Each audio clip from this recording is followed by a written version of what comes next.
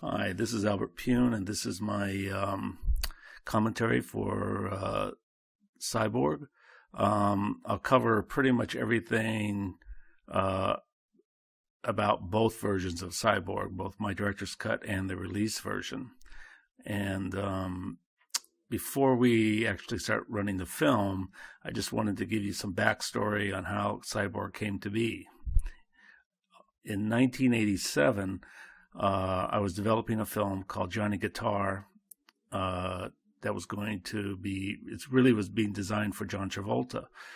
But at the time, John Travolta wasn't very hot, and he had only been doing those baby talk movies. So it was having a difficulty getting the remake of Johnny Guitar off the ground. And I had a really great screenwriter that was doing the adaptation, John Stepling, who's a playwright. And I couldn't do it, so I had moved off of Johnny Guitar onto another project called Alex Rain, which was a precursor to Nemesis. And I'd met with Kelly Lynch, who was very interested in being in the film as the lead, Alex Rain. And it was more about sort of the FBI trying to stop the neo-Nazis in the United States from doing a lot of terrorist type things. So it was a good script, and we were moving down the road on that when I had heard about what had happened on the original Masters of the Universe, and how also I'd been talking to Joe Zito about he was about to start directing Spider-Man. And I would meet with Joe in actually the stairwells because he smoked a cigar, which wasn't allowed in the building. And, he would go into the fire stairwells to smoke. And, I would see him there as I moved between floors. And so he was telling me what was going on with Spider-Man. And anyway, the long story short is both Spider-Man somehow ended up getting stalled, and I think Joe moved on to something else. And Masters Universe, which they had just seen, the Canon executives, they were deeply troubled about it because of the cost of the film, and they weren't sure if it was going to really be the success they needed. And then the big event in 1987 happened in October 1987, which was the crash of the stock market on Black Monday. And I believe, that changed everything because they had basically been financing the company through these junk bonds. And that was the primary cause of the market failure in October 1987 with the junk bond market. And Mike Millikan, who had developed this whole system around those types of stocks, it all came crashing down. And I remember that day walking up to the fifth floor and how deserted the fifth floor was and quiet. And you could really feel the tension and the anxiety in the air. And I went to Menachem's office, and he was in there playing backgammon with Yoram. They both looked terribly depressed and a little bit in shock, I think. And that's when I realized that the fortunes of the company were going to change dramatically from that day forward. And as I was in there talking with them, they were talking amongst themselves in Hebrew, but every once in a while would look at me and talk to me in English about what, sort of what they were discussing. And they really needed to get a hit because they really needed the cash flow to keep the company going. And so I asked them, I said, well, you have two big films coming up. You have Master Universe and Spider-Man. And they said, well, Master Universe, they don't think was going to do very well. And they, to the point where they were not confident they were going to recoup their money, the negative cost of the film. And Spider-Man was just dead on the shoals of the shore. And they spent a lot of money developing it, and nothing had come from it yet. And they, their deadlines for in the agreements for both the rights to both of those properties was going to expire early the following year, and unless they started production. So that meeting sort of set in motion my mind about a Masters Universe 2 and a Spider-Man movie, and shoot them back to back. Because there was no CG at that time, the Peter Parker we would cast for Spider-Man would shoot his pre-bite scenes in the beginning. Then we would go to Masters Universe 2 and shoot the entire movie, then come back to Spider-Man after a couple months when the Peter Parker actor would have had a chance to work out and build himself up a little bit so he would look different physically than he did from before he got bitten. So that was the idea, and I took that up to them, and I proposed doing the films back to back, and the reason for that, and how, they obviously just wanted to know how much I could do it for, and I gave them, I think both films were like a $4 million or maybe a little over $4 million. And I said we could prep both films at the same time to amortize the cost of the prep. And so they really had nowhere else to turn. So they agreed to that, and we began prepping Masters Universe 2 and Spider-Man. And then Masters Universe 2 didn't have a script yet. So I did a quick sort of like treatment draft, and I can't remember now who actually wrote that screenplay, but we hired a screenwriter to come in and flesh it all out, and I thought it was good. And then we knew that we weren't going to be able to get Dolph back because he wanted too much money, and we just, Canon just couldn't afford to pay that number. And they also associated him with, one of the reasons why the original Masters failed. So instead, I started looking and casting for a new He-Man, and I saw in Andy Warhol's Interview magazine a picture of a big wave surfer out of Hawaii named Laird Hamilton, and I thought he looked like the real deal. He wasn't just somebody who was in a gym to look good for camera. He was actually living that sort of larger-than-life heroic lifestyle. So got in touch with Laird, and flew to Hawaii and met with Laird. And when I met with Laird in a coffee shop at the Ilokai Hotel, he brought along a friend of his named Vince Klein. And although I was really just there to talk to Laird about Masters Universe 2, I met Vince, and Vince was talkative and selling himself, and I, it stuck in my mind that he was a pretty interesting type. And not right for anything in Masters 2, but, maybe down the road for something else. But I flew back to LA, said we had the actor I thought would work great for He-Man to replace Dolph. And we flew Laird to LA, and we had to get the approval of Marvel, Mattel. So we had to shoot a screen test with Laird, and I shot it actually at my own expense on 35 millimeter, and did a full mix of that screen test, and then we screened that for both Canon and Mattel, and everybody thought Laird was great. And so Laird got cast as He-Man, and then we began the casting of the rest of the roles of the movie. We were going to try to focus on different characters in the Master universe, not the same ones that appeared in the first film. And I didn't really want to make a goofy Masters Universe 2, or lighthearted or more for kids. I wanted to do a much darker, more adult version of the film, centering around Skeletor, and Skeletor survives the first film and makes it to Earth, and he's so embittered, but he's so, he's a genius. So he builds a corporate monolith that becomes the most powerful corporation on Earth, because it had all this advanced technology, and secretly he was using that as an opportunity to rebuild his army and arm them with this technology. So that while that was going on Earth, He-Man also came to Earth because they had suspected that Skeletor had made it there.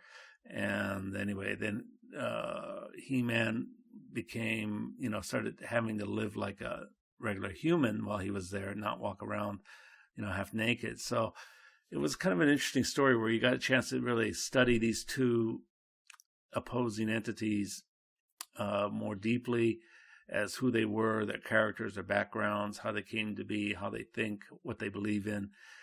Instead of just broad strokes, it was much more detailed, and I thought it had really had a chance to be a good film, not a kid's film certainly, but a film that maybe had a broader appeal worldwide with a darker, more adult tone to it. And so while that was going on, we also started prepping Spider-Man, and that has its own challenges because of no CG. Everything had to be done practically or for real. So the swinging and, there was so many technical challenges with that movie. And we started prepping that and casting that film. And I'm sorry to say, I can't remember who we cast in that film. I know the villain was the Lizard, and that a lot of the film was going to take place in sewers. And the reason why we went that way was the sewers were easier to put on a gimbal, like a centrifuge, to rotate them around so that Spider-Man could move down the sewer and the Lizard could move down the sewer, sort of appearing to be, move along the roof and the side of the walls. And anyway, that was the plan. And we decided on Wilmington, North Carolina, which was the Dino De Laurentiis studio there in Wilmington. And the reason we selected that was they had gimbals left over from King Kong, so we wouldn't have to build all the mechanical underpinnings of these devices and machines. So, and they had stages, and they had everything pretty much we needed. They also had a New York back street that was for I think the Mickey Rourke film with the name Dragon in the title, You're the Dragon, I believe it was. And so they had this full New York street where we could cable the top of it overhead and have Spider-Man swing down, around buildings in that back lot.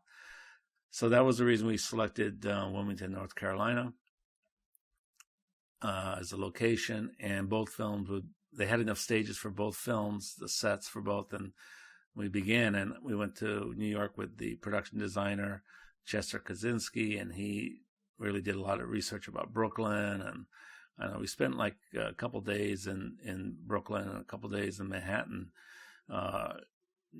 basically scouting it. And so we knew what we had to emulate back in Wilmington, North Carolina.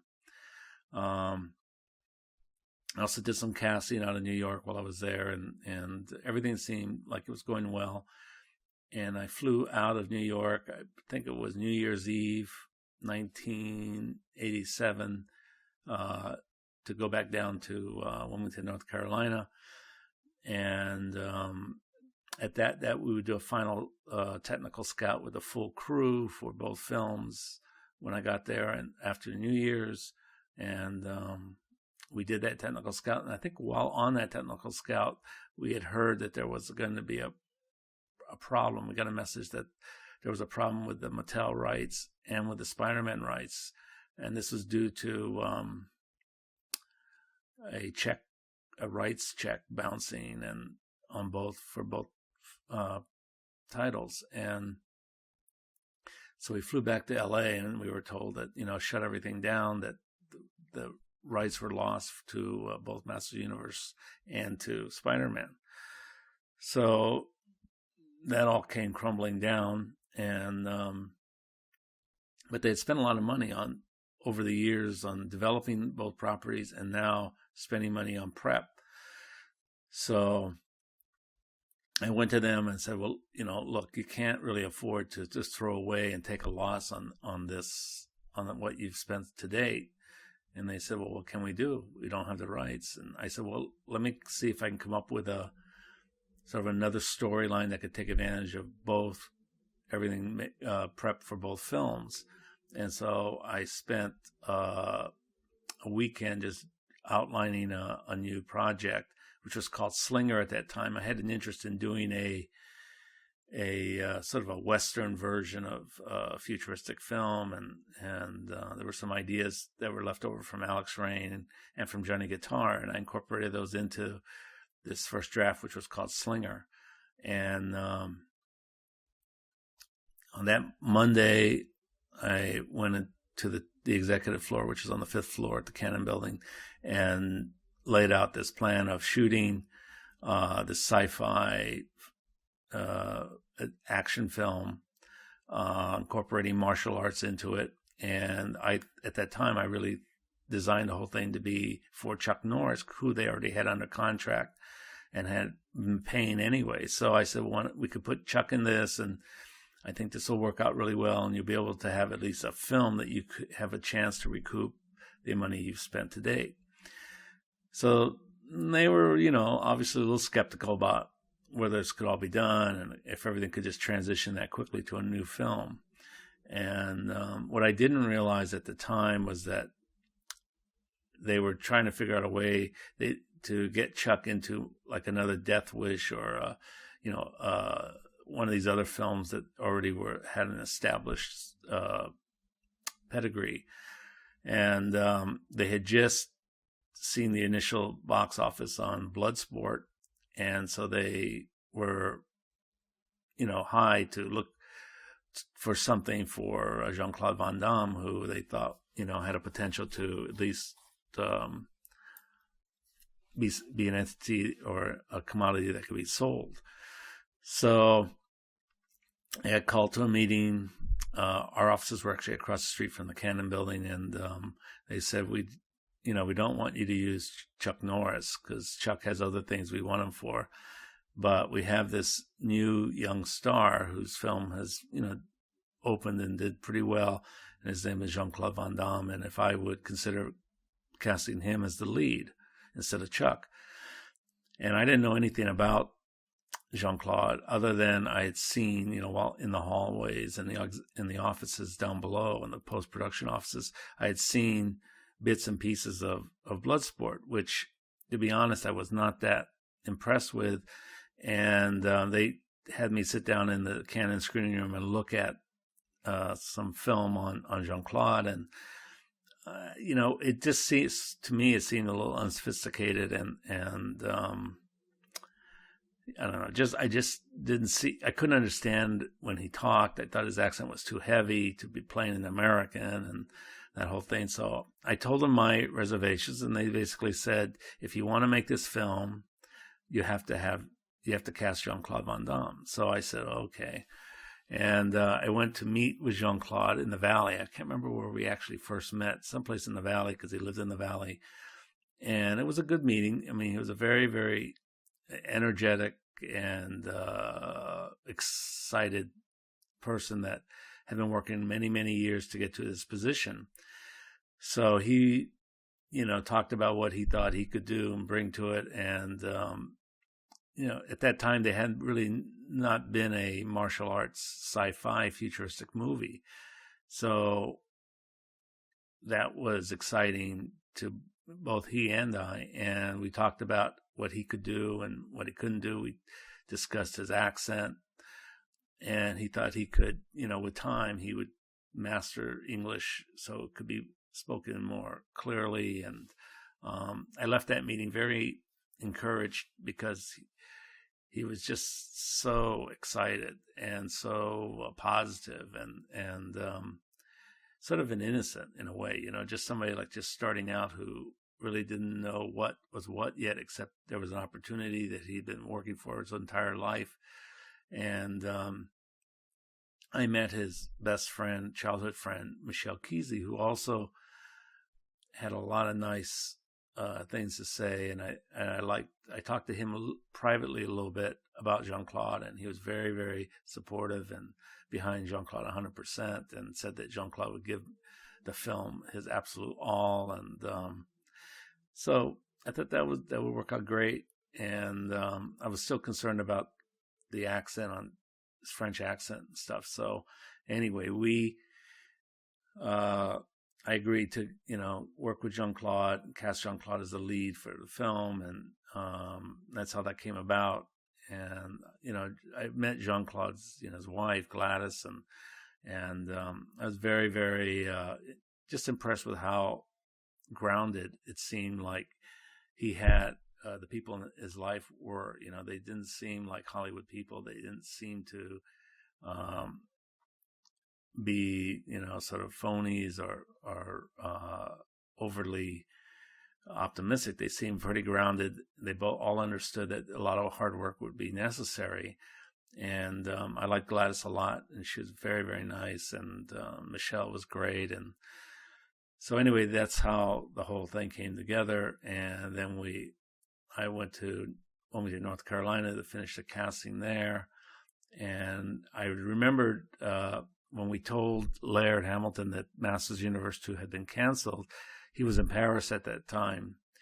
And I know that he was so upset that he started going down the street of Paris and overturning these little tiny cars that they have there in his rage. And, and I feel bad for Laird because he had worked very hard also, both with the acting coach and with training to prepare for the film. And so it was a crushing blow to him. And I actually saw him a couple of years ago and in a restaurant in Malibu. And, you can still see that it's smarts, I mean, I don't see how it could not be.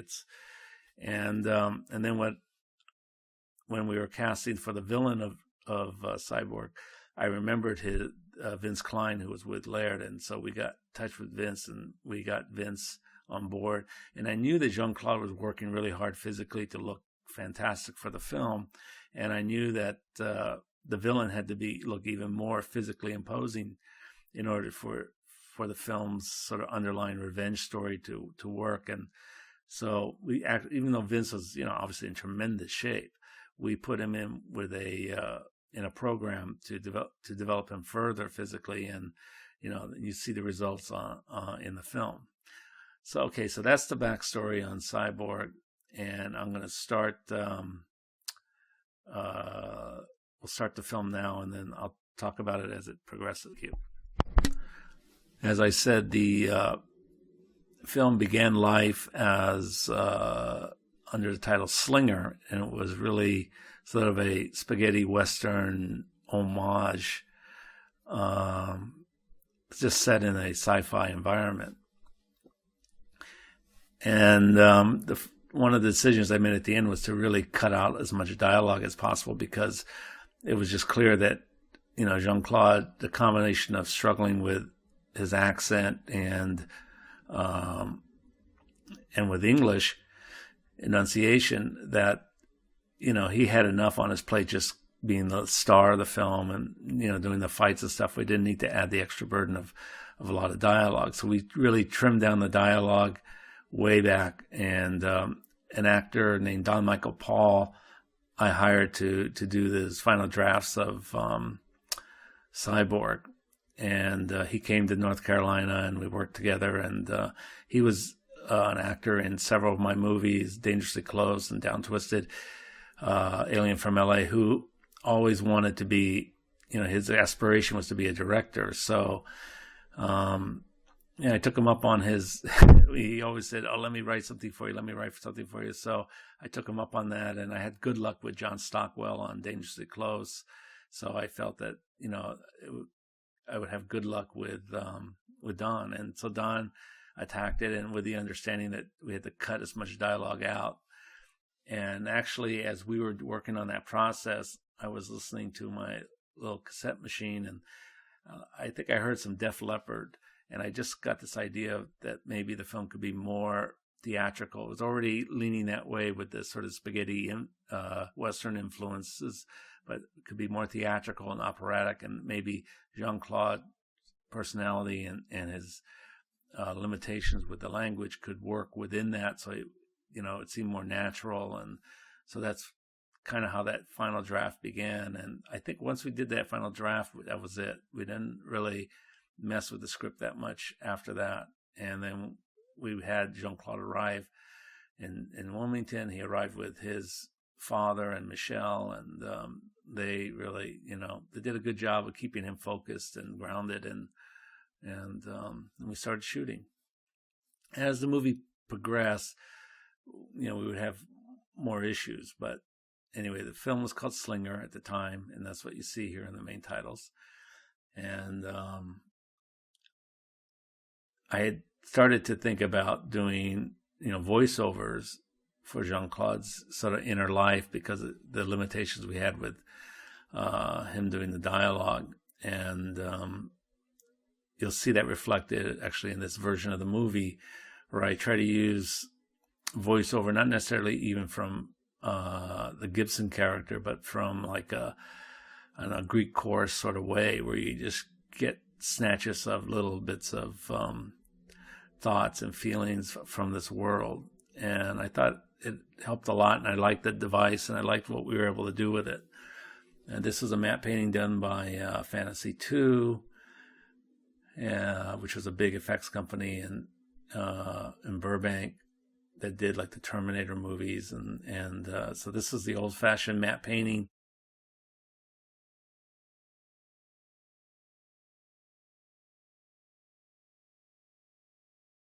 This was a very complicated shot where we actually built a box around the camera on a crane. The actor breaks through, and then the crane moves on a dolly and then booms up. And this is before there was hot heads and more portable systems.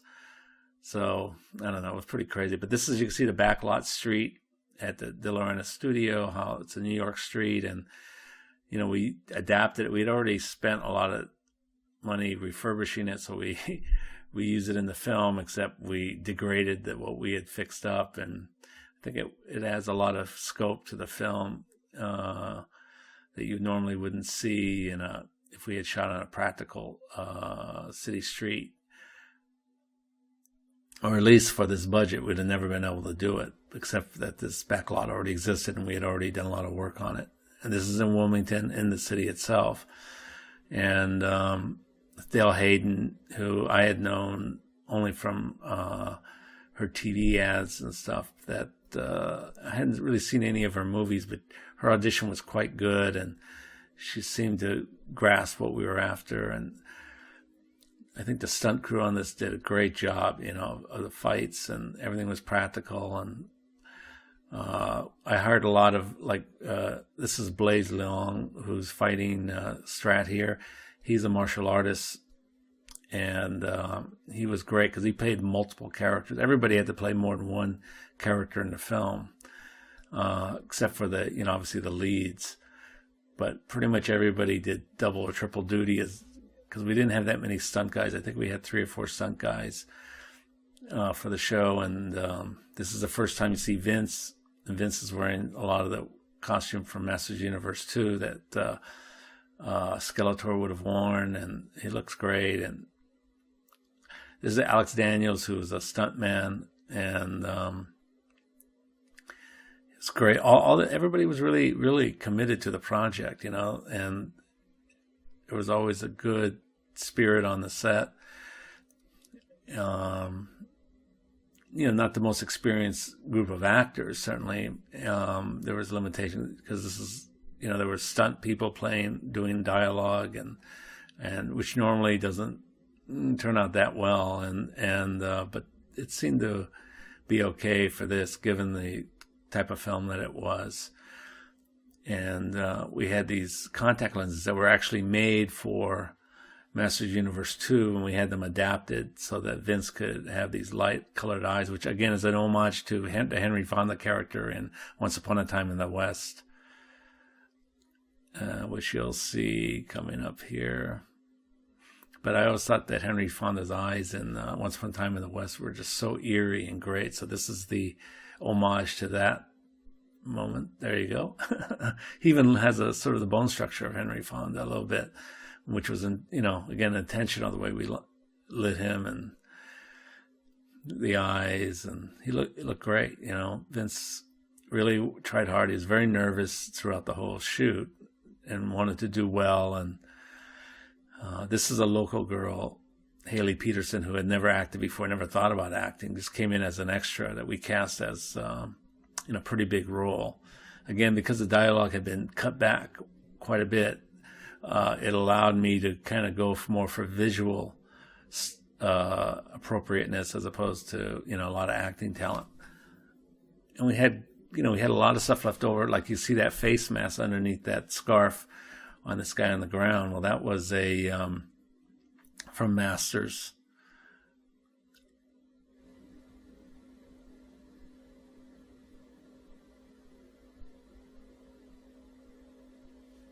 And I had a lot of flame bars going. We had a very, very Joey Gaetano, I think, was our special effects guy, and he was a very experienced, I think, like third generation special effects person. And so he added a lot, because you can notice that we used a lot of smoke, a lot of fire, kept the sort of the atmosphere of the world kind of alive, and like a sort of a theater play, where you have a lot of stage effects, and it keeps it all very theatrical.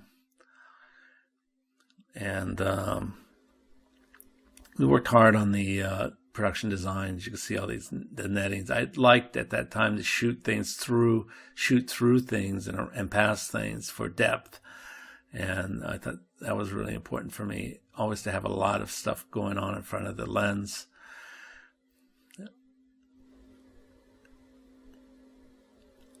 And then this is more of the effects done by Fantasy 2.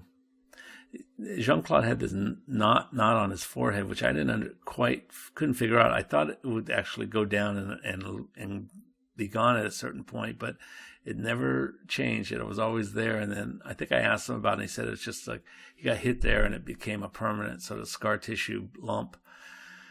And for me it was a little distracting, but it seems like Jean-Claude has a lot of fans, and he's done a lot of movies with that lump on his forehead, and it doesn't seem to bother anybody, so that's good. I try to keep Jean-Claude's performance sort of very subdued, and because when he got bigger with line readings and stuff, you would feel more of his limitations with the language and with his acting experience, which wasn't that extensive yet.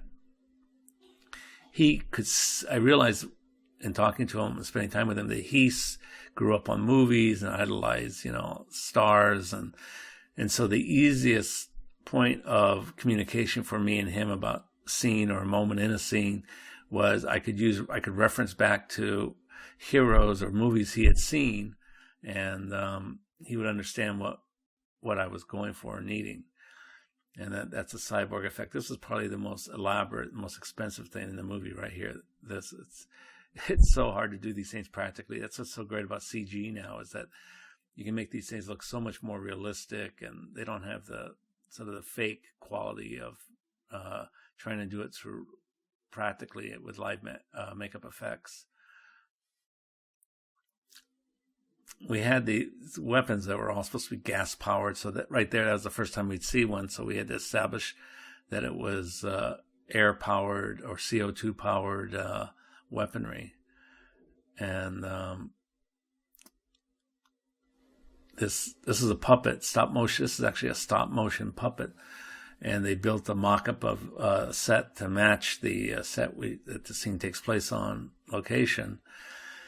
And I thought, it's very, very labor intensive. It takes a long time, stop motion process, which you don't really see, I don't think, anymore.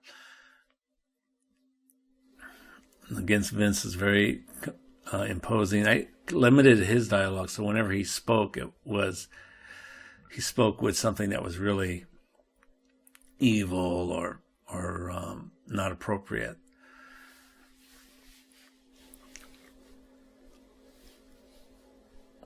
And I, deliberately had a slower pace. We had the editors on location with us, Roselle Zengali and Scott Stevenson, and they were young film editors who really hadn't edited a feature film before. Roseanne had actually cut Vicious Lips for me, my previous film or a couple films earlier, and so I really liked their attitude and their energy. And back then you worked long hours because everything was so slow in editing. It wasn't like the digital world today. So you needed people with a lot of energy, and because there were going to be a lot of all-nighters. And the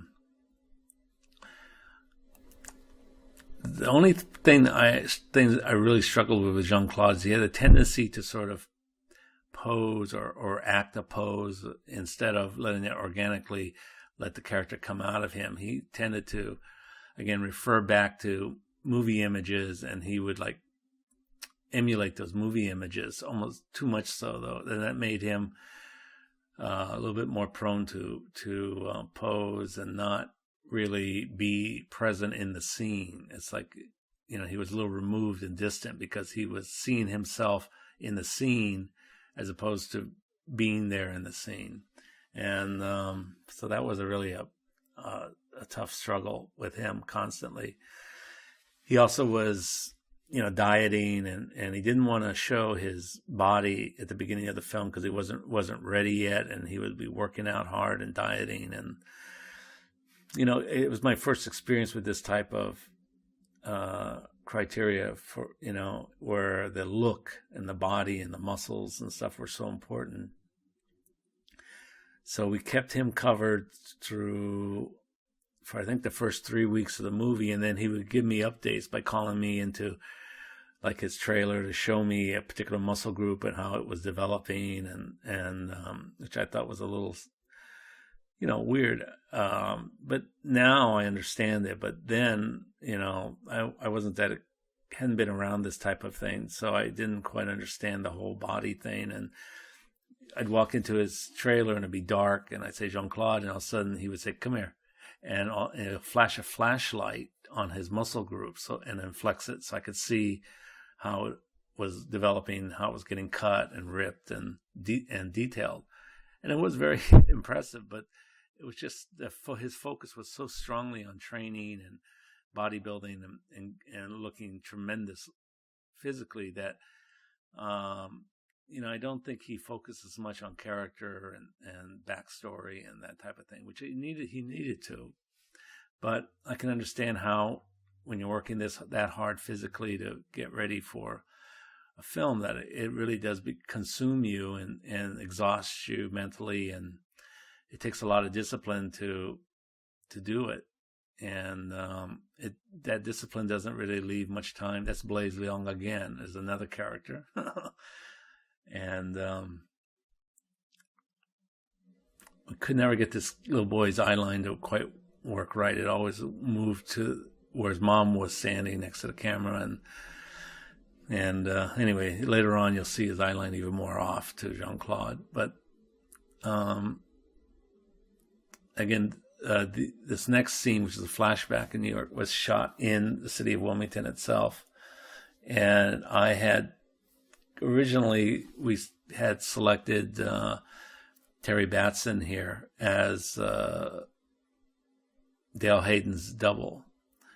A lot of times when you do a film, you have the actors come to the set and then they rehearse and then they leave, and their doubles take over who have been watching and can emulate all the blocking that was done.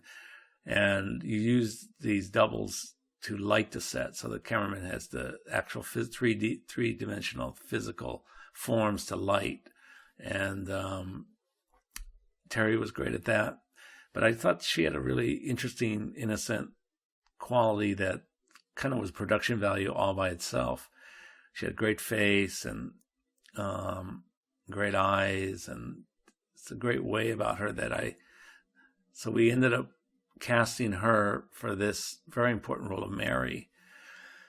And this didn't happen until, I guess, it's in the first week of shooting when I had noticed her as Dale's double and or stand-in. And I just kept looking at her going, well, this really could be a great quality on film. And again, going for the visual. And she did really well. She's very, obviously, hugely inexperienced, but she did well with this. And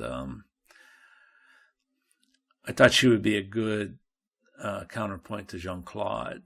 She brought the attractiveness and beauty and would complement Jean-Claude's, looks and bearing, and it worked out. I think all the actors, I really tried to cast them knowing that they were not so much in the acting stuff, although that was important, but more in the line of how they would look in the scenes with Jean-Claude, because he was so external in his approach to things, and his look was, really 99% of his acting, and that I wanted to cast people whose looks would balance his, and so it was very stylized that way. I just picked the most interesting faces that I could find for even the extras, the secondary extras. Everybody was cast with their look in mind, so that they, really complemented Jean-Claude's look. I cast a lot of bodybuilders and martial artists, again, for the same reason, as I wanted the physical form of the other actors and extras in the film to sort of be a counterpoint to Jean-Claude's physicality. So it wasn't like Jean-Claude would stand out as being the only person, ripped and cut and muscular. And I think that worked really, really well. I think if we made this film now with Jean-Claude, it'd be so much better a movie, because he would have more the age and the experience necessary to really bring this character to life in a fuller sense. We, wouldn't have to cut all the dialogue down so far, and he's got a great face, great skin, great eyes, great expressiveness, and I think we really caught that. Philip Waters is my DP. It's the first time I'd worked with Philip, and I think he did a great job. And the B camera, or second camera on the film, was operated by George Moradian, who eventually became the DP I worked with the most through the 90s. And so the movie was really important to my career for a lot of reasons, and that's one of them. And I really tried to focus on faces in this movie and the looks and stuff, like the Sergio Leone westerns did, where everything was a measured look, and try to be tell the story through those looks and expressions. I think Roseanne and Scott did a brilliant job of editing this cut of the film, which is my cut. There were a lot of challenges and difficulties, but I think they did great. And here's Terry's face. She just looks amazing, and I think added a lot of production value. I really have always felt that Cyborg was really enhanced by the people that were in it, because not through performance necessarily, but through their look, added a certain quality to the world where that was more sort of hyper fantasy, and I think it worked really well. You could tell that, like, Terry wasn't, like in a lot of these films they would cast like sort of bimbo playmate type actresses, and Terry was the opposite of that. And you could feel her sensitivity and her sort of lost. She's a little bit lost in this world. This is the way she was lost in the filmmaking process, because she had never done it before and didn't have the experience. And I thought that innocent quality that she had really added a lot to most of the movie. Actress we brought from LA was Deborah Richter, who I found really interesting to look at, because her face was very unusual. And again, in the way I was seeing the movie, I wanted to cast really great faces, and it was really a movie about image. And Deborah's really interesting actress as well, because she had this quality of being somewhat maybe damaged or troubled in her past, and I thought that added a lot of believability to that. Her character had gone through the world and had survived, but had been deeply wounded by what happened to her.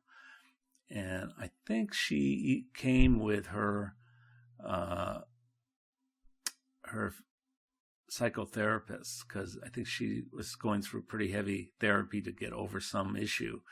But it's that whatever that issue was, it brought a vulnerability to her character and a believability that she had had survived a past that was tough, and she brought that to this character now. So we believe her more that she's of this world and shaped and mentally in this environment. Whereas I think a lot of sci-fi movies cast, like I said, the bimbo sort of playmate type actresses, and it just makes the film, to me, just so unrealistic and unbelievable that I wanted in this one to have somebody attractive, but not attractive in the way that people would expect, but somebody attractive in a interesting way that sold the post-apocalyptic world. And I thought she looked great for that. Great face. And her performance, the way she talked, the halting way she spoke, all worked really well.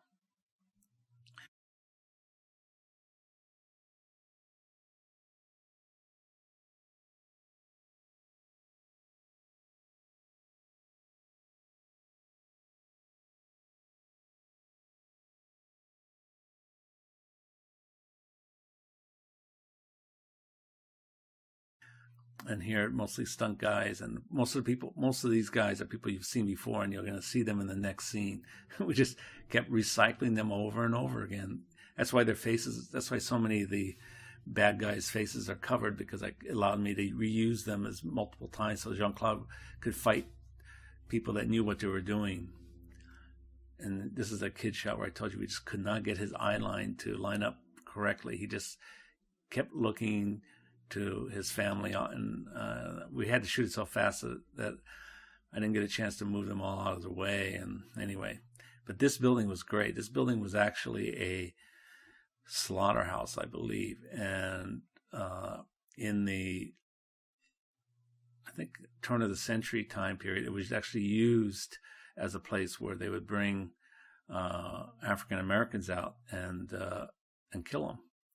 So it had this weird vibe, but I thought once I heard that story that this is a place that was perfect for what this scene was going to be, which is to say, it's a killing ground, and it's a real killing ground, and it has the bones of that tragedy and then violence and pain and misery, and I like that. Again, stunt guys coming down the ropes there. That was a great little bit. I did think that this sequence was really good. We got. It's actually weird because, see, some of it is sort of got this sort of bright, sort of overcast look, like right here. And that's because shortly after shooting that part of it, and then here's really bright sort of sunlight, you can see the background. It's because we got hit by a fast-moving thunderstorm where we had to actually abandon the location and try to get out and shut down all the generators and stuff because it was an incredibly violent storm. And we had to come back the next day, I think, to redo it again, or a couple days later once the roads had dried out. But I remember me and the first AD trying to get out of this area. It was just like, it was the most violent storm. You couldn't see in front of yourself. And, these are dirt roads winding through this forest. And it was harrowing, and I was glad nobody got hurt and everybody got out okay, but it was incredibly violent. And so that's why you see the two different looks here. It was the sunlight look, which is this shot here, and then there's this look here, which is was shot before the storm, where it was more overcast. But and that's why there's a matching problem, which you don't really have anymore nowadays with digital cinema, because they can use the computers to blend everything, match everything. But back then, there's a one light print of the movie. You can see all the splices going by. On the top of the frame, you'll see these lines go across. That's from the tape. That was the tape splices. But I think everybody did a great job, and really it was a very elaborate action sequence. Probably up to that time, the most elaborate action sequence I had ever shot. And Jean-Claude was great, and I think it went really well. He had these big boots on, and I know some of the stunt guys did not like.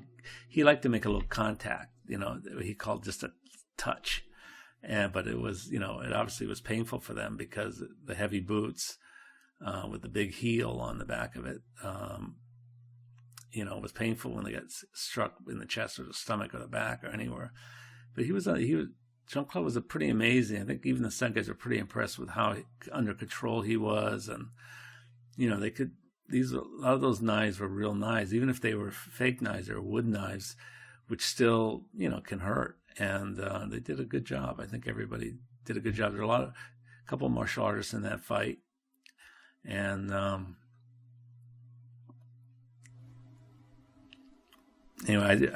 it was a great location, although sad location when you hear what had occurred there in the past.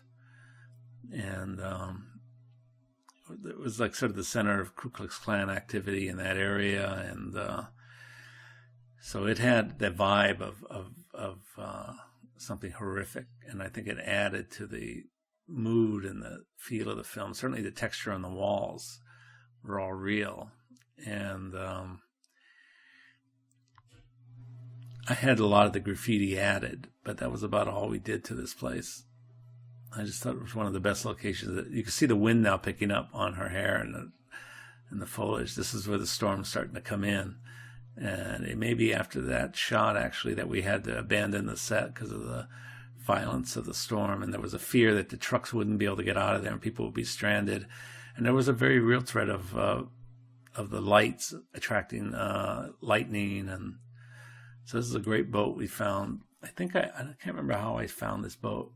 I just thought it was the greatest thing. I wanted to make the film about all these different environments, and this is a little set on stage. And I also, most post-apocalyptic movies that were done at this time were all usually in the desert or some barren locale. And I thought, well, why can't there be water? Why can't there be a world after a disaster? But it was still green and it was still alive. And so I shot a lot at the beaches and on the ocean. And this is a kind of a difficult scene because by this point I knew that Deborah had some sort of trauma and was undergoing therapy for it. And then this scene, of course, she had to strip down nude, and I got a little nervous. I think I even asked her psychoanalyst about, would this hurt her mentally, and he said no, she's professional, she's an actor, she knows how to put everything in a compartment and do her work. But it was still very, very nerve-wracking. And I like this scene because I thought they both looked good. We hadn't seen Jean-Claude with his shirt off before, so this is the first time. And, again, he wanted to keep it still under wraps because he wasn't ready for it to be revealed. So we had this little nude scene, part of it with Deborah, and I tried to be as discreet as possible shooting it because it's kind of, this is where the movie is a little bit like an exploitation movie. And I know we had to do it, but I didn't really want it to feel that exploitative. And one of the great pluses with casting Deborah is not only was she full-breasted, but her breasts were not like a Hollywood breast, where it's from surgery and all these other things. Hers were full and they felt more real and realistic. And I thought that worked really well, and we were discreet about it, and she never really had any issues with doing any of that stuff. But, I just wanted to sort of protect her because I felt like she might have been a little vulnerable psychologically. And, again, Jean-Claude, he formulates his performance in this film more through look. And I wanted to go contrast Deborah Richter's face and her, looking like she had been battered in the world to this sort of angelic, untouched and very soft face and moment with Terry Batson. She just had the best face, just perfect. Great eyes, great nose, great lips, great skin, just and her hair would look great. And it really was now Terry had never done obviously any scene like this before, and she was supposed to be nude, but we had put some like cover-ups on her nipples and stuff so that she wouldn't, feel too exposed. But she was game, and she worked hard. She did a good job, even though I know she was very nervous before we started. And that's Blaise Leong on the far left again. We used him throughout the whole entire film, many, many scenes. We built this well set on the property for this scene specifically, and fake barbed wire was actually pretty hard to come up with that could go through the girl's hands. And it was a tough scene because you have these little child being wrapped up in this fake barbed wire, and the whole intent of the scene, it was a little worrisome how the children would react to it. But hopefully it didn't affect them in our lives. But they handled it really well. They were able to be professional in a sense, where they understood when I told them what was going on and how they had to react. They got it, and there wasn't any resistance or any timidness. And I think that this actress did a good job, and I think it's obviously one of the scenes that people remember the most. Even in this cut of the film, it's been cut back because it was far more graphic in what happened. And we actually had a number of things in the film where I was showing Fender's brutality that we eventually removed from this last cut because it was clear that there was no way for it to pass the censors, and people were offended by it when we screened the film, the graphicness of it. So, like right there, we actually had shots of the barbed wire going through hands that were shredding the skin in her palms and stuff. And, we sort of stayed away from that. And I stayed away from the shot of the dead boy at the bottom of the well, with his head split open and things like that. So we eliminated those things because they pulled the audience out, and people were too disturbed by them. They got the point of the scene, and then the scene kind of took them even further, went further, and we realized we didn't really need to do that. And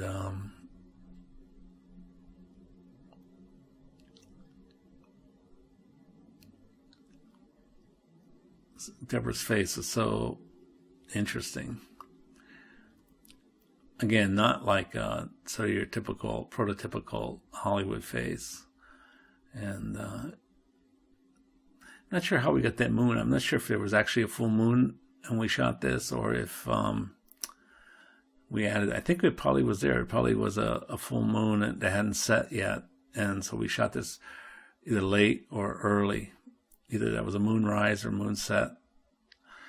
And probably we shot this before we shot the dark nighttime camp scene so that we could be there when that moon rose. I think I saw that I stayed at a hotel that was near that beach, and I could see the moon rise and set. And so I think we timed it for that. A lot of these costumes are all from Masters of the Universe 2. Heidi Kaczynski designed them and adapted them for Cyborg. And I think they add a whole level of interesting look and production value, because, again, you don't normally see costumes of this detail and again, I think we shot, must have been a full moon with Jean-Claude on the beach. And I think this actor was he was a local in North Carolina, but I think he actually had a background, or he acted in films in Hollywood in the 50s and 60s, and then eventually moved to North Carolina. So he was good. He had the face and the right bearing.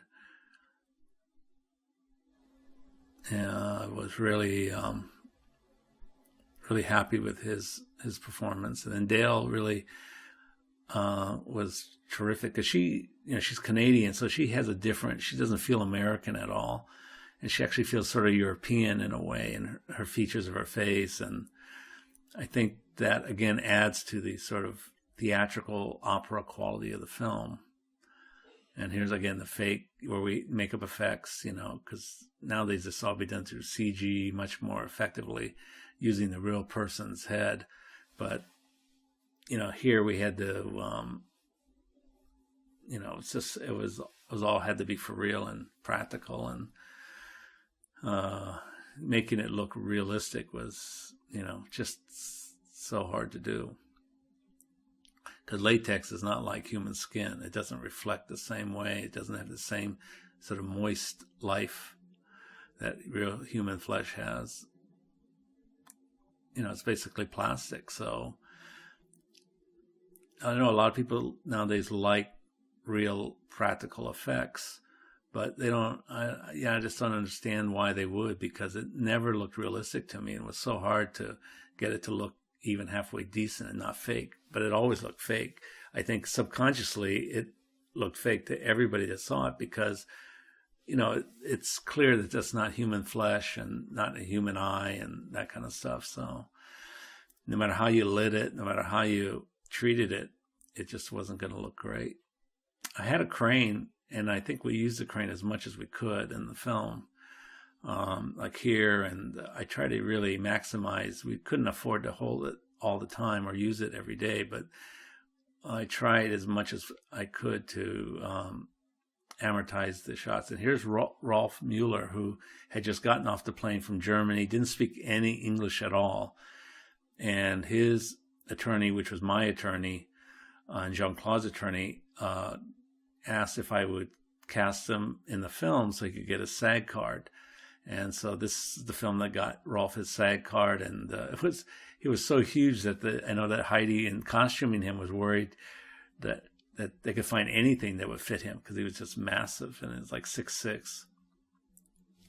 And but so that's how he ended up in the film. It's just all of a sudden he showed up, and I was not aware of him until after I got word that the production office was picking up this actor, Rolf Mueller, from the airport, and that he was arriving because supposedly he was going to be in the film, which was news to me. And then I got a phone call from the attorney asking if we would cast him and get him a SAG card so he could get going in his career in Hollywood. And so that's how he ended up in the film. And he's a good presence. It was just too difficult because he didn't really understand English that well and couldn't speak English at all. So everything was phonetic. We had to really keep his dialogue minimal, but we had to speak because that's how you get your SAG card. And this is a great factory that we found in Wilmington, outside Wilmington, near Cape Fear. And I liked the fact that it was so stark. And it wasn't like, again, most post-apocalyptic movies have sets and locations that, like are trashed out and bombed out. This was the exact opposite. It just looked like some kind of a high-tech facility that had just been abandoned, and it had all these white pillars and white floors, and there was something very pure about it. I love this right here. I just thought, it was like a cathedral of technology to me, or outdated technology, certainly. So it was not something I'd seen before in post-apocalyptic movies, so I really wanted to have it. I just liked how it looked.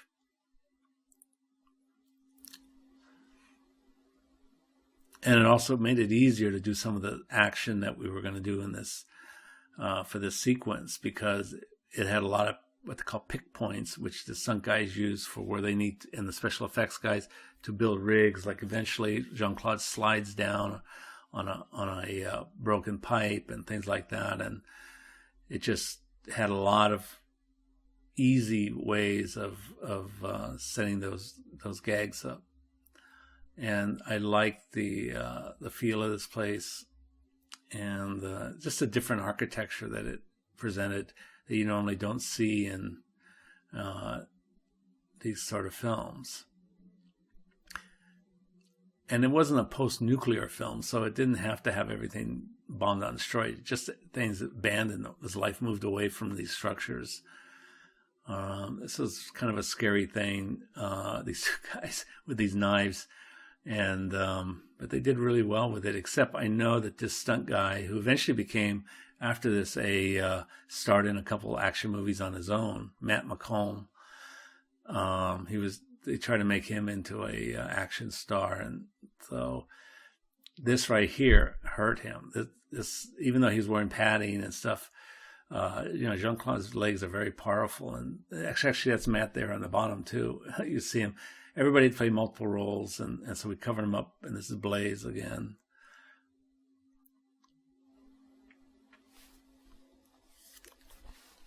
And that's Matt to the left of Vince. So everybody got reused multiple times. This is a pretty elaborate gag that we did. This was, again, it made it, we could only shoot it, we didn't have much time to shoot it, but we could shoot it pretty fast because of this location. Allowed us to rig things quite quickly. These are those arrow guns. They're like spear guns, I guess, really. And then this is really the Sergio Leone moment. That, and then again, because of the floors, I was able to do this really long dolly shot, which actually that's a shot in reverse. It was actually started close defender, then backed up, and then we reversed it.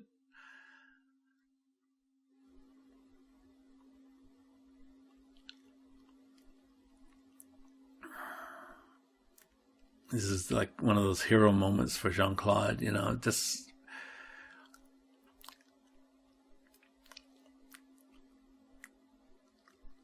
the one thing that Jean-Claude's looks really worked for this film is the intensity, because he understands camera and how he looks, and he can really bring that intensity that surprisingly a lot of other actors have difficulty in. They just can't, because they can't really visualize themselves, or growing up, they didn't buy into that kind of heroism.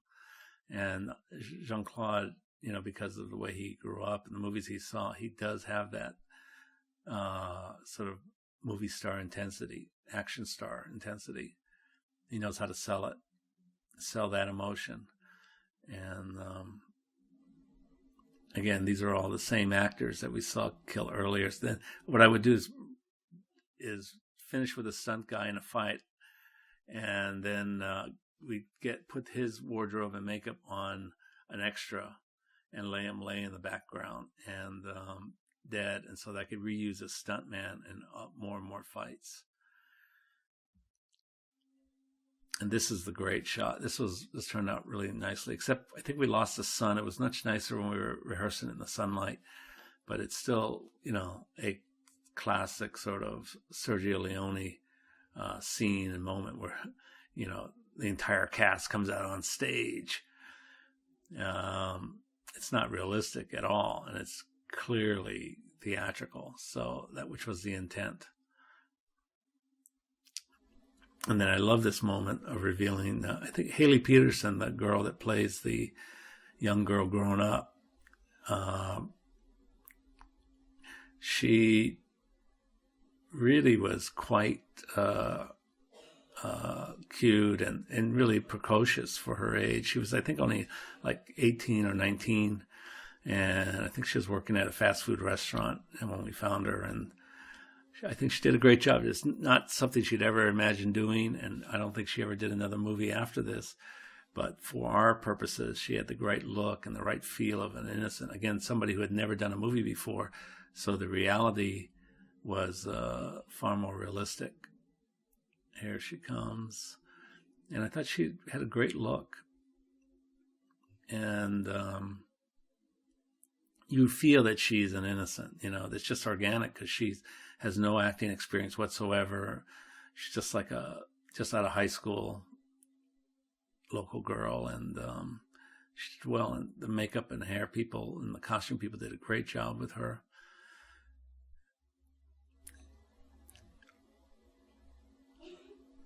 And she had a great face for this. And actually, she's much prettier in real life than we made her. But we had to make her look sort of damaged by the life she had after the well incident. And but she really was an attractive girl. And this is a younger version of her, and I think they look pretty close to each other. And she looks kind of beaten up, and like she had, that the world has really had their way with her for a while. You see every once in a while you'll see where the film broke. You can see those little jagged white lines. That's where the film broke and it had to be spliced back together. And anyway, this was a great sequence. Really enjoyed working at this location. I like locations also that are easy to move around in for the cast and crew. Easy to get equipment around, and nothing that we lose time during the shoot day to moving around. This place was very easy to move around because of it was mostly concrete floor. Now this is actually outside of a building, and we shot it at night and lit it in a way that make you believe that you're underground. But this is actually an exterior alley between two buildings, and we just lit it in a way to make it look like it was underground. I love all these pipes and details. One of the things I liked most about this film was the amount of detail on the costumes, faces, locations. I thought it really was rich in that regard, and I think that's, it's like for the budget we shot this movie at, which was like a little over $500,000. A lot of movies that you see, like if you see Sci-Fi Channel movies nowadays, they're kind of antiseptic and clean, and they lack a lot of detail and texture, visual texture. This movie, though, I thought we had a lot of visual texture and with everything, and I thought that was good. And if you look in the background there, you see so much detail in the building, and that's kind of really what I was going for, and I'm glad we found this location.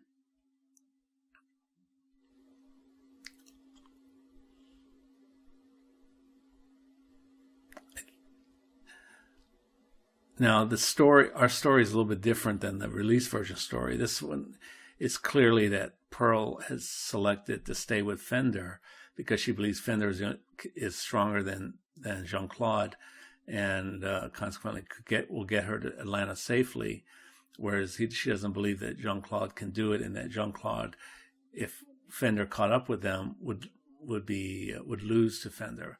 And I thought that was a whole interesting thing, because in most action movies you don't see that attitude, where the person that is most in danger and needs to be rescued chooses to be with the bad guys because she believes the bad guys are stronger than the good guys. And I thought that element kind of got watered down in the release version, but it's really apparent here in this one.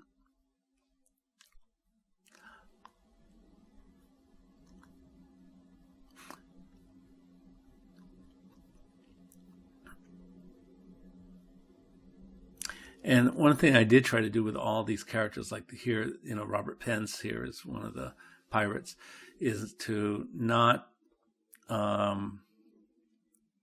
let them be like fodder. And what fodder is like, background extras. Like in a gun battle, you have all these faceless guys you never saw before all get shot up and killed. That's fodder.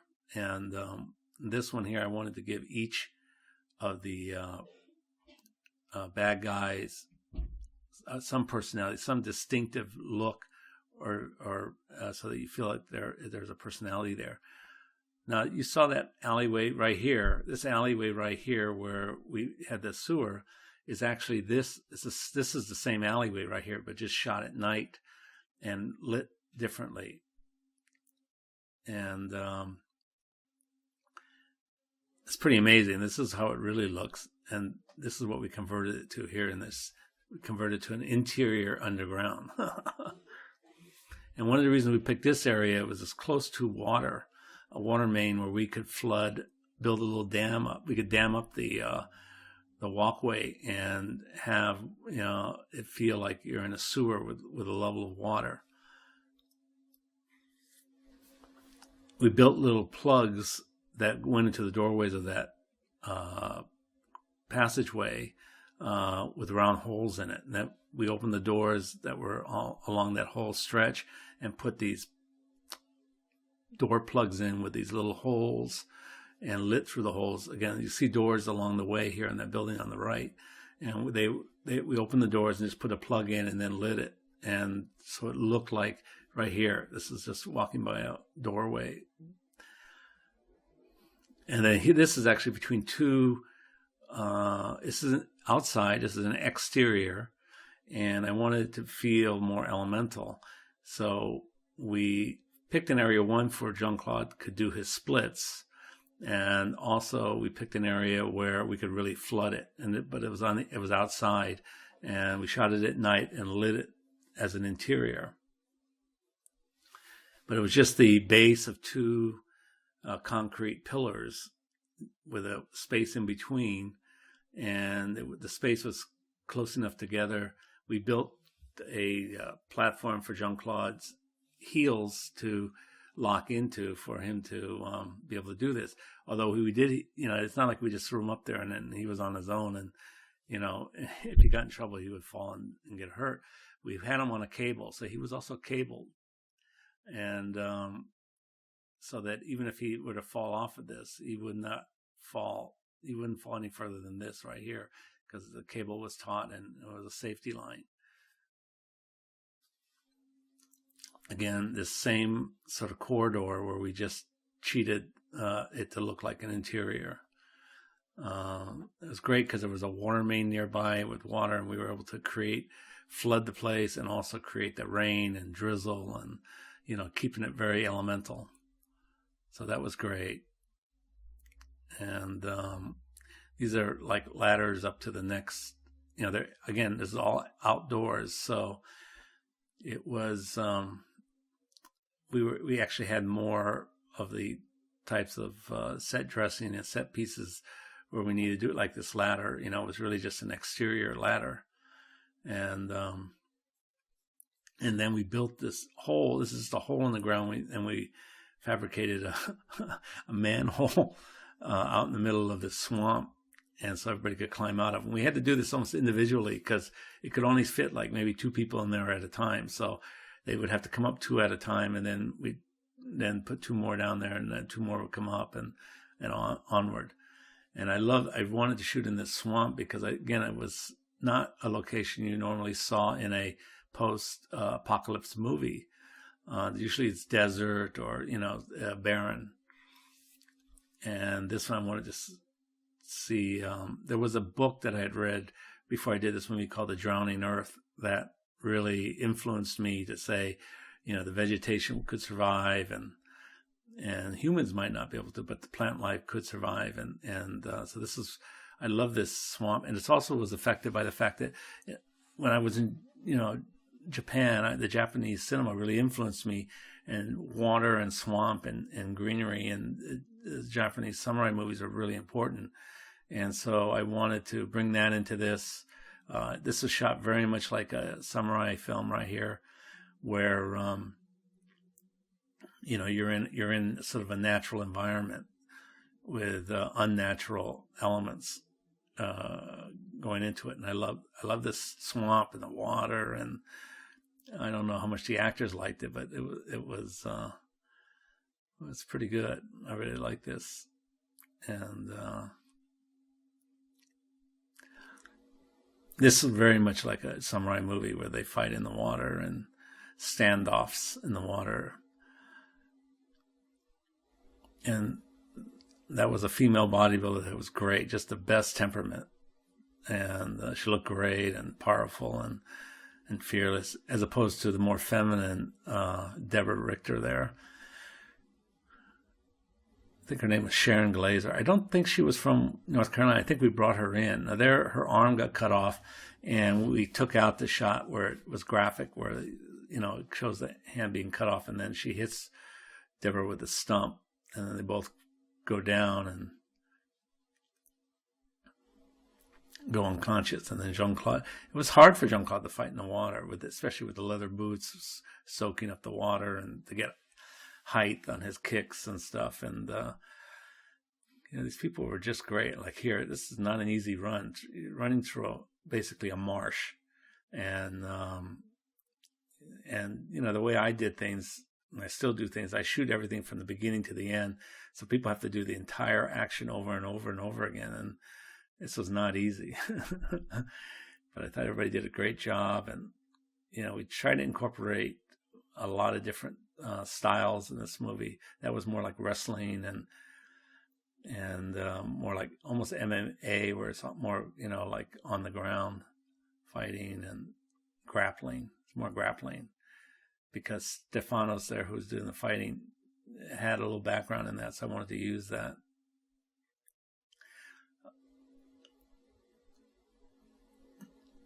So again, all these guys have fought Jean-Claude and been throughout the movie, and I just reuse them because you can't see their faces. But unlike just treating them as like faceless extras or fodder, I try to give each one a different look, and I think they really did a good job with ponytails and the masks and the costumes, the hair color, the styles were all part of really making them all real characters, as opposed to just faceless extras to be killed. And but they did not enjoy, I think, running through that marsh. I'll tell you that. They were glad when that was done. This is a boat that I saw, not at this location, but somewhere else down the beach, and I had it brought up, towed, or not towed, actually. They had to put it on a truck and try to get it here, and then get it across the sand and in place. And that mast had to be rigged for this crucifixion scene, but was not easy to do either. So these locations were very demanding on the art departments. But again, I think because I had been there so long in Wilmington for Masters Universe 2 and Spider-Man, I had a much better sense, and so did the crew, of how to access these locations and work with them, because normally it would cost a lot of money to build that. They would tend to build a boat there, as opposed, because that would be easier than trying to truck in this derelict ship. But I liked what it was about. I liked the detail. Look, you see all the texture on the ship, because it's a real ship. It's not a set. And the rust and the rotting of the metal, and I liked all that. I really liked the texture that we were able to bring into the movie.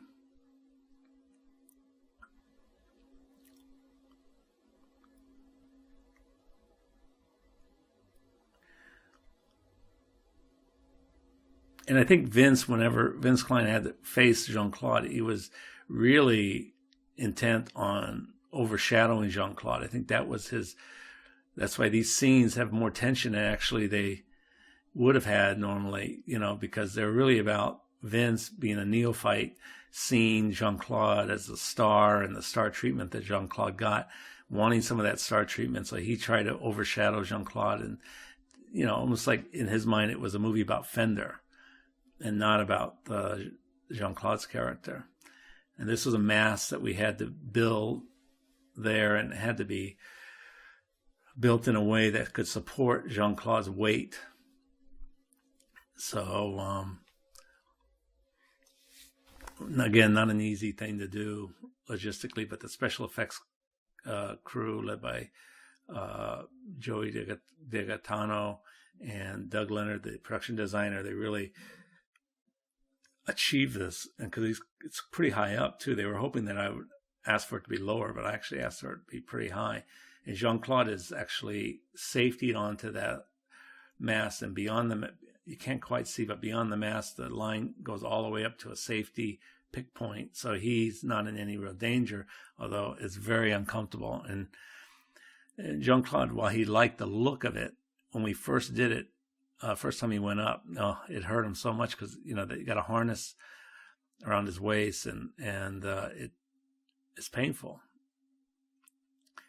And he was complained so much about being up there, about wanting me to hurry up and shoot, that it kind of, I don't know, it just pissed me off a little bit. It's the first time he actually saw his body, and he wasn't happy with how we were showing it. And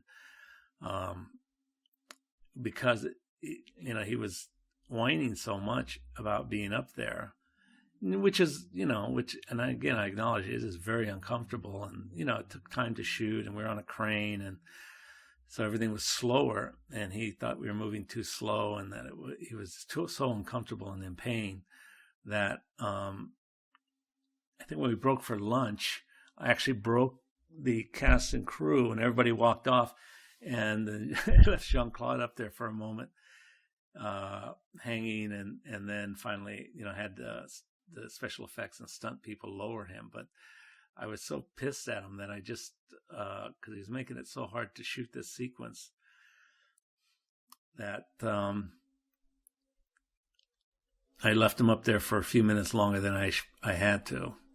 Then he had to endure it, because I just, at a certain point, he didn't understand that point that, as a director, you're trying to set these things up right, and it takes time. And I know he's uncomfortable, and I know he's in pain, but, it was explained. I explained it to him beforehand, what we were doing, and how it was going to be, and how uncomfortable it would be. And he, he didn't really seem to mind at that time. And then once he was in it, the rig and up, he started to complain. And his father was there, and Michelle was there, and I know he complained to them in French. And I think the father actually kind of got irritated with Jean-Claude a little bit, because he was being such a little bit of a brat. It's the only time really in the film. Well, there's one other time in the film that Jean-Claude and I may have had a little bit of a conflict, and he wasn't happy, and I wasn't happy with how things were going. But this was probably the most uncomfortable moment for him in the whole movie. And but I thought, we did a good job. It shows his physique the way he wanted to, and shoulders, and I just thought he needed to cut us a little slack, and that, and how we were covering it. It was very complicated to shoot him and the crane, and then this pounding. I know the effects guys and the stunt guys were going, "Oh, I don't know," because obviously they were worried that the whole thing would collapse, and because Jean-Claude's kicks are very powerful, and I mean, for real. So he's shaking it there, and I know every time he did that, the stunt coordinator and the special effects coordinator kind of went, "Ooh," and got nervous, but it worked out. And I think I left him up there because we were going to do this scene here, this part of the scene. I wanted him to feel the anguish. I just thought he could use the pain of being in that harness to express the anguish in a very real, organic way. Not posing, screaming, but actually being in so much discomfort that it was real. And here you could see his right here. He's really mad. He's mad that he's up there, and he's mad that he has to do it again and again. And you can just feel that this is not fake. It's not acting. He's really, he's really angry and upset. So, it works. Sometimes as a director, you have to make certain choices on how you get the actor to where you need him to be, and that was one of them. And I know he wasn't happy about it. In fact, this is a double that we had to use for eyes, because Jean-Claude left after we shot that scene on the mast, and he wouldn't come back from lunch in time. So, and I had to shoot, so we got his stand-in to be his eyes, and because I couldn't wait for him. He went all the way back to base camp, and then to get out to this beach location, he was taking his time, and he wanted to eat and then rest, and then, we didn't have time for all that. So I had to shoot that close up with his stand-in. And it wouldn't be the first time we had to do that in this movie. As the movie progressed, Jean-Claude started taking longer and longer to come out of his trailer into the set. And it created a lot of problems, for me, because I was trying to, my shoots tend to be short and aggressive, and I have to keep shooting and moving forward in order to make each day's work. And I couldn't accommodate that type of sort of behavior. And again, he was young, and he was getting tired, and I'm sure all the bodybuilding and the dieting that he was doing was wearing on him. And so it's not that, you know, what he was doing was totally unreasonable, but I was on a schedule and we would send word that we need him on the set. And sometimes he just, would tell the second ADs, nah, I need 10 more minutes, or I need this, I'm not ready. And I couldn't, I couldn't accommodate that on this shoot. I was trying to, do a lot. And there are a lot of other actors in the film, and, just had to keep moving forward. This was a great shot on a dirt road. We brought all these wrecks in, and Doug Leonard, the production designer, I think just did a great job, because it wasn't easy to find these cars. They had to be rusted out and decrepit. So they couldn't just be regular, like, junk yard cars. They had to be of a particular color and level of rust and degradation. Again, I think all these extras look great in the film, the costuming and the makeup. This is a matte painting done of Atlanta. You can see them at the bottom of the frame walking down the highway into Atlanta. And I thought this was a really good matte painting. We actually shot the people at the bottom moving in a parking lot at Fantasy 2. So this was not shot in North Carolina. It was shot much later. And this is, again, back on that back lot, New York Street. Again, using the crane as much as I could. And you can see, elementally, I think I really overtaxed the special effects guys, because if you notice, all those fires are burning. There's often gas bars. And then, I had all the smoke. And I didn't want to use regular fans.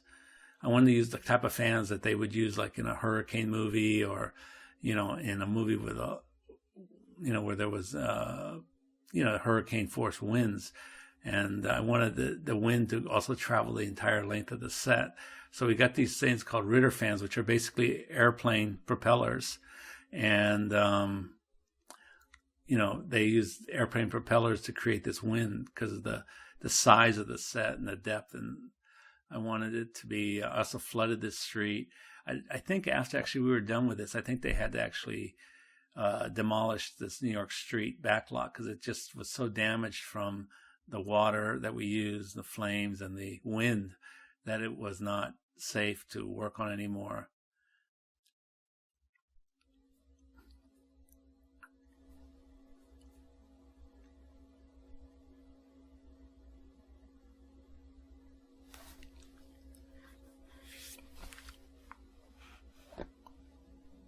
You can see how much we degraded this New York street to look like an Atlanta street, and you can see the wind. It's not, everything is blowing. You can even see the smoke in the background being affected by the wind. I really wanted the whole thing to feel really, really elemental, like almost like gods fighting at the top of the world. And you felt like this was going to be not a regular human fight. It wasn't so much about good guy and bad guy. It's really about good and evil and the future of this world. And I wanted it to have a big feel, and feel like it's gods, as two gods battling it out for the soul of the world. And Haley, this girl, represents the world, and the fight for her soul is, in a sense, a fight for the world's soul.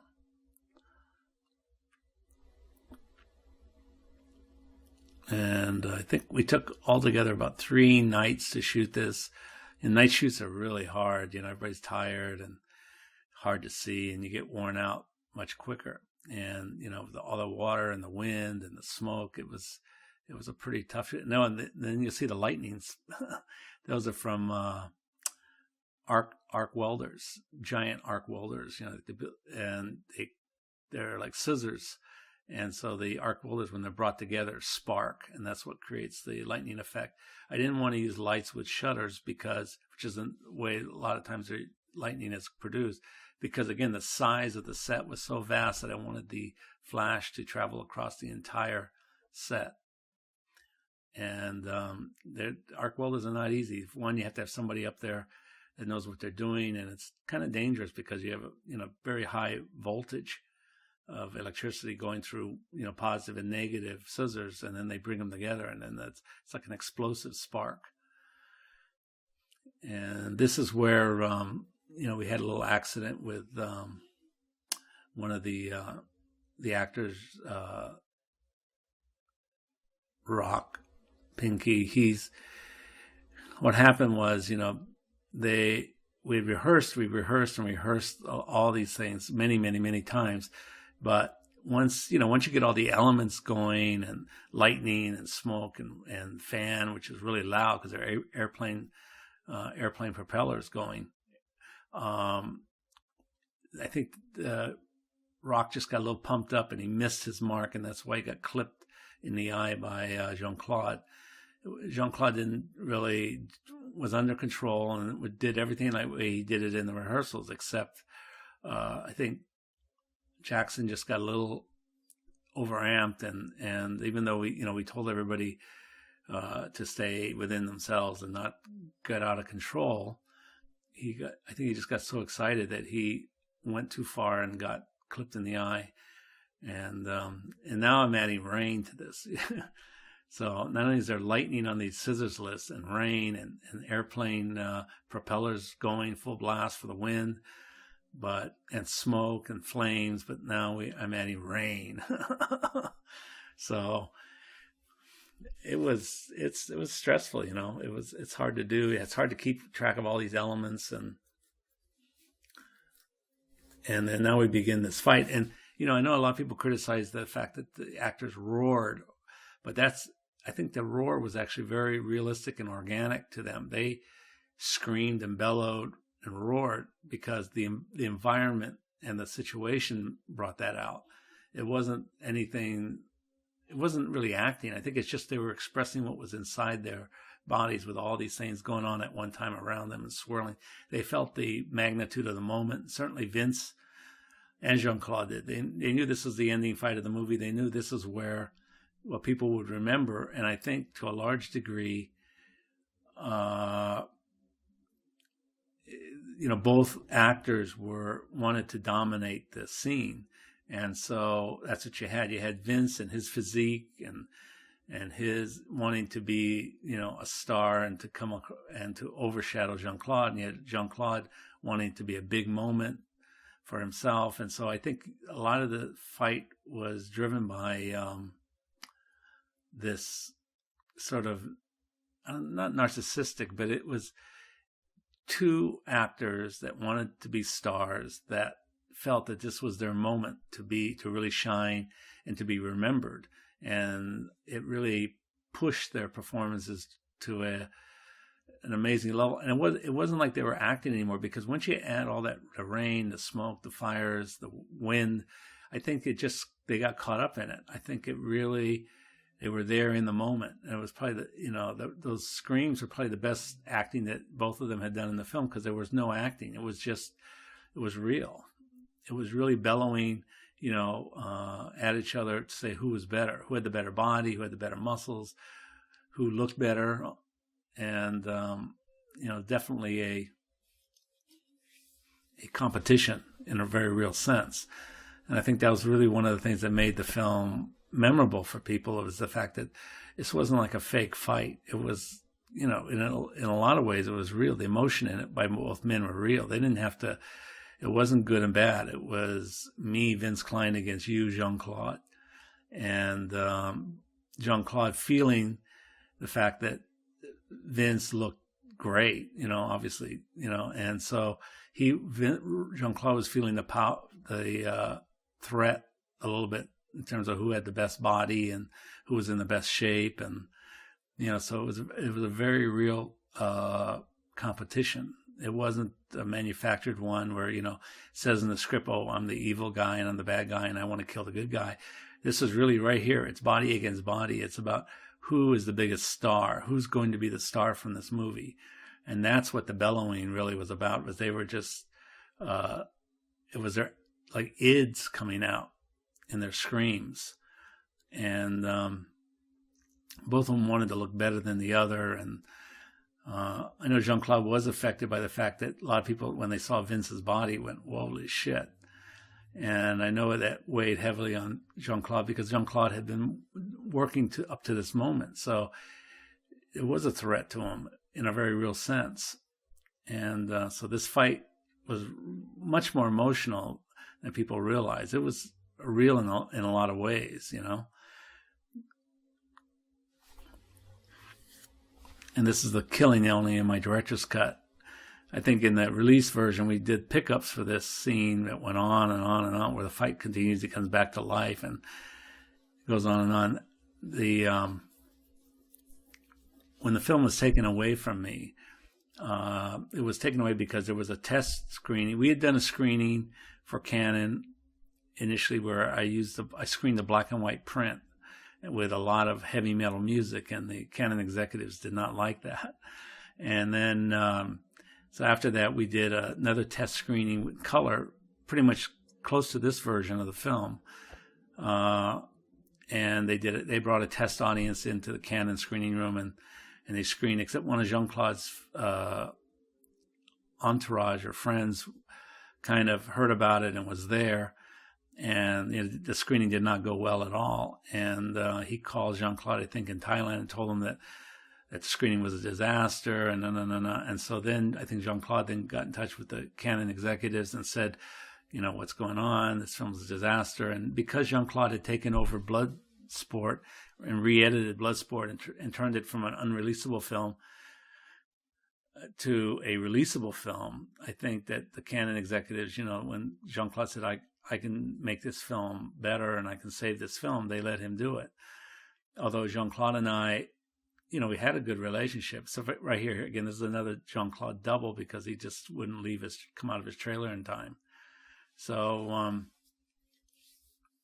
anyway, our relationship was good, but he had this other person that was really talking in his ear and basically moving Jean-Claude, playing off of Jean-Claude's paranoia to take over the film and re-edit it. And they did. I was eating in a Mexican restaurant, I remember, and I called in on to the cutting room from a payphone in this restaurant and asked them to, how it was going. And I think somebody there told me that I had to call the executive, the CEO of Canon. And so I did, and he's the one that told me that Jean-Claude would be taking over the editing of the film, and that there would be reshoots, and that I could direct the reshoots, but I had to do what Jean-Claude wanted, and so it was very, very obviously bitter to say the least. And when I got back, I knew that once they took away the film, I wouldn't be able to ever have my version of it. So we did a quick telecine of this, what you're watching now, which is my cut of the film, work print, 35 millimeter work print. And then it all got turned over to Jean-Claude, and I wasn't around. I didn't want to be a part of that. And then we had to shoot pickups before that occurred. And I didn't agree with the pickups at all. And I just hated what we were shooting. So I actually arranged for the pickups to be shot at a location where I could shoot another movie. And I had, during the shooting of the pickup shots for Cyborg, I actually did the pre-lining and prep on another film called Deceit that I shot in 3 nights after we finished shooting the Cyborg pickups. And that's how angry I was that the film had been taken away from me. And anyway, so this is the beginning of where you can see where Cyborg Nemesis is going to overlap story-wise into this Cyborg movie. And I think this director's cut better represents my whole slinger Western approach to the film. I saw a little bit of the release version, couldn't stand it, and hated what they ended up doing. I know that when Jean-Claude did show up after Thailand and came up from Thailand, that I was on the ADR stage revoicing his character, so he had some reason to be pissed at me. And but we reconciled later, And actually, I think about 4 or 5 months after this, we met on a rooftop of the office building I was in across the street from Canon, and he asked me to if I was interested in directing a project he had called Corsican Brothers that he was going to be making, and next, where he would play twins. And I don't know, I just didn't see how that would work. And I was still a little sensitive to the fact that I'd been kicked off the film or in the editing. I was forced to shoot these reshoots I didn't agree with, and so I was still, a little bit pissed off. And so I think I told him I couldn't do it. And that was literally the last time I really spoke to Jean-Claude and saw Jean-Claude, was on that rooftop. And I think, he had a lot of respect for me. He got me my attorney, was a big time entertainment attorney, and he did a lot for me. It's just that I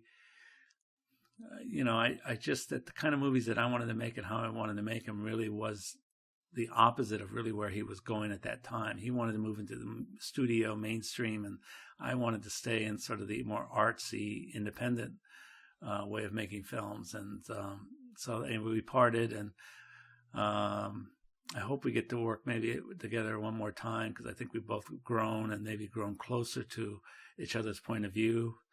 And so this is my commentary on Cyborg. Thanks. Bye-bye.